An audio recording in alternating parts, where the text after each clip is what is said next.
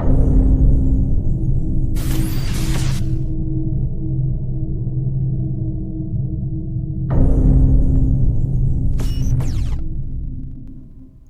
everyone, and welcome to another video by DFT. My name, that's Andrew Cook, and we're going to be doing an episode here on the tutorial for how to make ODST shins. Now, the ODST shins are probably one of the most recognizable pieces of the armor, and it is probably one of the most difficult to do, so that's why I'm going to do it off first. But this tutorial will show you that it is pretty simple to make. It just looks quite difficult. I probably contradicted myself there, but you'll see over the course of the next few minutes, and from the screen right here, the pieces are matching up to the ones on the armor, and it's really not that hard to complete. It's kind of like just a 3D jigsaw puzzle. So once we get into it, really there is just a few pieces. Nothing too hard, nothing too difficult. These can be found on my Facebook fan page with the minimum sizes. Really, the sizes will vary depending on your height and body size, but we'll get into that later. Now, with this tutorial, you're only going to need like a hot glue gun, heat gun, ruler, pencil, a Vivid or a Sharpie, a rubber, your craft knives, of course, with a lot of blades to interchange, scissors, some large like A3 paper, and of course your foam. Almost like basic stationery, nothing too fancy, nothing too expensive. So to start off, we're just going to get the basic templates of our, parts that we've drawn up on the paper. Now I leave that to you to do. I didn't want to show that as a tutorial because it's pretty basically easy, and the sizes will vary comparing on your sizes. So once you've cut them all out, you're going to lay them out to kind of see where these will all fit and how we're going to really assemble them. So then, using the templates as a template, trace around on the EVA foam and get the outline so that we can bring it into more 3D space. And I'm showing you a time lapse here because it is so much easier showing you a time lapse of actually what is going on, because otherwise somehow people get confused and they don't really know. Now, with the templates you've done, we need to go and create a few more extra pieces just so we can get the other side. Of course, there was no point in duplicating it then. We may as well just build it in one go.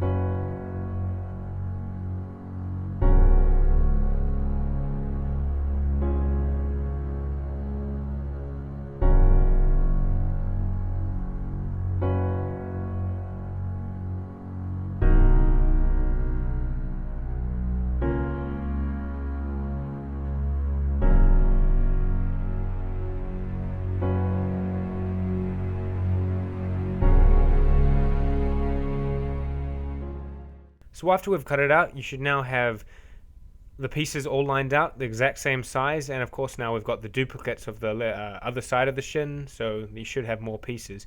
Now once we've got them all laid out, we're going to need to build in the detail. Now as you can see here, I'm pointing out a few little parts that aren't on our individual pieces. They look somewhat difficult, but really it's so much easier than you think.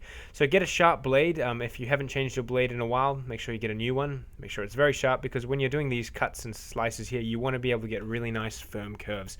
Now I'm doing it on an angle here. I'm not going straight down on a 90-degree like we did before cutting out the pieces.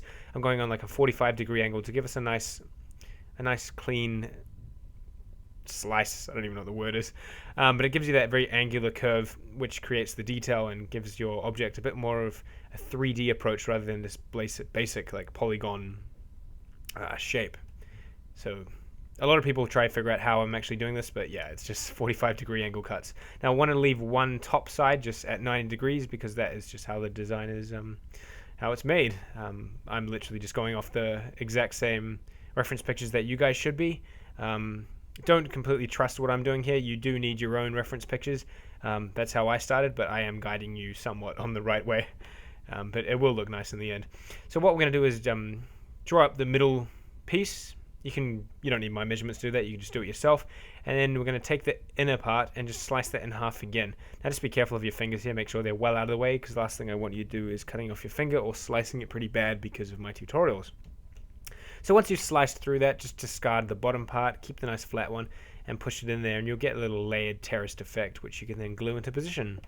Now on the bottom of the shin, we've got this little square thing. I have no idea what it is. It's just a square thing, so we'll keep it as that, the square thing. So we're just going to draw it up. Just get the middle center part, and then go ahead and draw your square thing. Just use your eye as a reference to see how big it is compared to the other parts. And then, like what we did before, we're going to go in and use a technique that I call a bevel thing. I have no idea what it's called. It's called the bevel thing. So we're going to go in, cut a 90-degree angle straight down, not all the way through the foam, just like maybe halfway, and then go in on a 45-degree angle and just slice out the curve. Now you can't really see what I'm doing here, so I'll do a close-up photo now, and you can kind of see what I mean. You got the straight down, and then you got a 45-degree angle cutting in. It gives it that nice look, and it doesn't go all the way through the foam. That is one of the most difficult things trying to tell people how to do without actually physically showing them. But I really hope that was understood there. I know I'm talking quite fast because this is a 14-minute tutorial and there's a lot of things to talk about.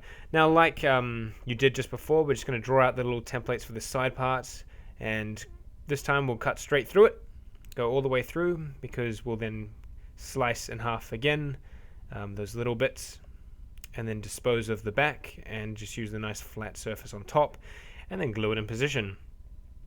Like I said, this design does look quite difficult, but really it is just so simple to do.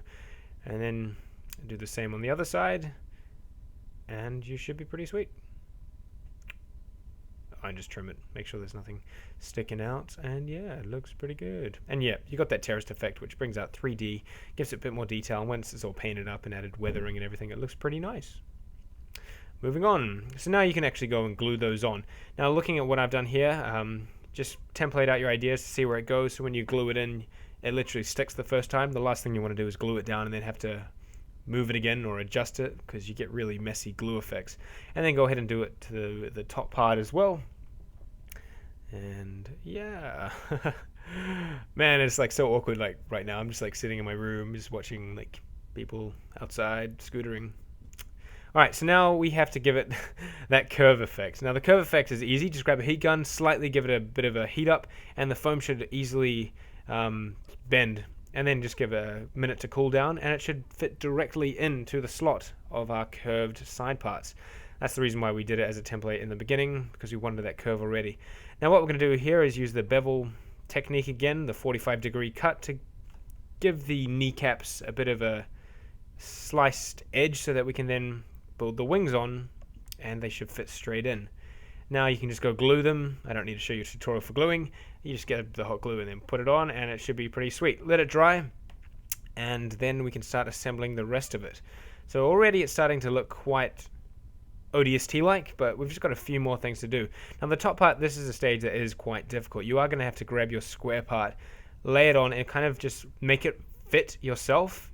It is a kind of annoying bending foam, and it will give some resistance, so I just wrap it up in masking tape and tie it down and then glue it in position.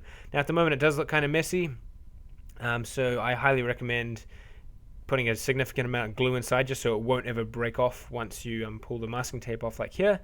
It's nice and sturdy, but you do have this giant square block on top, which looks kind of ugly. So we're going to go ahead and use the 45-degree angle again, and we're just going to trim those corners just so it has a nice clean look. Remember, change your blade if it's making a really ugly cut. It's not nice and smooth. That's because your blade is too blunt, and yeah, you can just fix that by changing it up. So there it looks a lot nicer. It gives it a nicer tip, and we can sand those down later to make it look even nicer. Yes. All right, now we're closing in on the finale of this thing. Now on the top here, we're going to put a little bit of EVA foam, which joins the sides and the middle together, kind of hold it in, seal the deal kind of thing. And then you'll just glue the top part on top. So I'll let you guys do that yourself. I don't need to do a tutorial for that. And it should look like that. Give it a bit of time to dry, and you should be able to really throw the thing around without it having to break off. But to really make it strong, we're going to put this little knobby tip thing on. I don't even know what it's called. And yeah, that was probably a pun. Not. We're just going to drop little rectangles the same size. You can just do it from a spare piece of EVA foam and cut them out, glue them together, and we'll go ahead and use our bevel technique. I really need a name for this. If anyone can think of what it's called, post it in the comments and I'll definitely use it from now on. And then yeah, once you've done the sizes correctly, just make sure it fits. And then, yeah, use the bevel or whatever technique to cut off 45 degrees on the top and the bottom, not the sides, just the top and the bottom, and then go ahead and glue it on. This will give it a lot more durability, and, well, it meets the requirements of the original design anyway, so it's a win-win situation. But you do need to give it quite a bit of strength and appliance so it really really sticks. Well, Otherwise, it's going to break off when you move your knees. So right now, they should look pretty awesome. I mean, I'm doing one at this stage because really I don't need to do two. You guys can just duplicate each part you make and build two at the same time if you like. I highly recommend doing that. That way all your sizes will be the same rather than make one and then try fit the sizes. Now, see this little pattern here? These are little wing things that go on the side. I don't know what they're called, so I'm just going to call them little wing things. And I can't really explain what I'm doing here. I'm just kind of putting it on, making sure it fits, templating it with a Vivid, and then just going and cutting it out. Now, because that is literally templated, it should slot in perfectly fine, giving half on each side so it becomes like a terraced effect, which you can glue straight in. And of course, because you want that to look identical on the other side, just go ahead again and trace it. But instead of tracing it the exact way, you got to flip it over so that you get the opposite. It's like if you traced a right hand, you're going to get a right hand, but if you flip it over, you get a left hand. I think that made sense. And now it should look pretty sweet. Now, I think there is only one more thing we have to do. Oh, no, there's two more things we have to do on this, and then you're pretty much done, and you've got the Shin's whale out of the way, and you can continue on the rest of the build. Now, I don't even know what these things are called. I'm just going to call them ankle plate protectors or something like that. They're pretty much little rectangles. Sorry, not rectangles, triangles. 3 sides. Oh, no, it has 4 sides. Sorry, it is a rectangle, but it's like got a weird line, curve, diagonal thing. I don't know what they are. I'm not a mathematician. I don't know my shapes that well. So we're just going to go ahead and glue them on, and hopefully it should stay in position as long as the hot glue is fine. And now, put it on your legs. Make sure it fits. This is where you really can adjust it if it needs to be, but I don't know. That's looking pretty sweet. It's just all that built-up detail really makes it look bulky and tank. I mean, the one thing I love about the ODST is that they are human, and their armor just looks tank, like SAS kind of tank stuff. Yeah. And now what we have to do is build the back plate, which will cover our calf muscles. Now, trying to make shins and leg armor is quite difficult, but luckily this is a easy way to do it. It is similar to how they do it in the actual design, but trying to convert 3D models into real life is sometimes proven difficult. So this is an easy way. So I'm just going to cut out a rectangle of EVA foam, heat it up, bend it over, and then I recommend maybe putting it under a tap, not a pump bottle. I just couldn't be bothered leaving the station. To cool it down until it sets. And then it should literally stay curved around your calf muscles, which is cool. And then we can go place the front part over it. Now, of course, it's not going to stick there by itself. So what we'll do is we'll grab a whole bunch of like belt buckles and I don't even know what those stuff are called, Velcro straps and whatnot, so that we can really just get a nice tight fitting, and you guys can adjust that yourselves. I'll do a tutorial on that later. But otherwise, it looks pretty cool in the end. I mean, sorry for rambling for like 14 minutes, but I can't really see any other way to teach you guys and narrate this at the same time. But otherwise, it turned out pretty nicely, and I hope yours does too. This was a rush job, so take a lot more care in yours, and I'll see you in the next tutorial. Yes. Peace out.